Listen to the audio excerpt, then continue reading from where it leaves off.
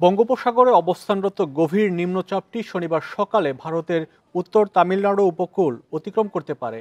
এর প্রভাবে রোববার পর্যন্ত চট্টগ্রাম ও খুলনা বিভাগসহ দেশের কিছু এলাকায় হালকা বৃষ্টি হতে পারে, তবে ভারী বৃষ্টির শঙ্কা নেই।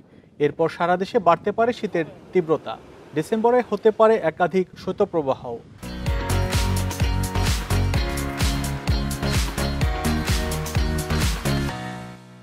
আবহাওয়া অধিদপ্তরের তথ্যানুসারে ভোর ৬টায় গভীর নিম্নচাপটি পায়রা বন্দর থেকে ১,৫৩৫ কিলোমিটার দক্ষিণে অবস্থান করছিল।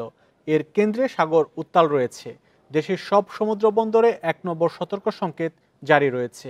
ভোর ৬টা পর্যন্ত গত ২৪ ঘন্টায় দেশের সর্বনিম্ন তাপমাত্রা রেকর্ড করা হয় তেঁতুলিয়ায় ১১.৩ ডিগ্রি সেলসিয়াস। ২ দিন ধরে যে তাপমাত্রা যে একটা কমার ছিল সেটা থমকে গেছে। তাপমাত্রাটা ২ দিন কমবে না ওইভাবে, রাতের তাপমাত্রাটা কিছুটা বাড়বে, অর্থাৎ দিনের তাপমাত্রাটা কিছু কমতে পারে।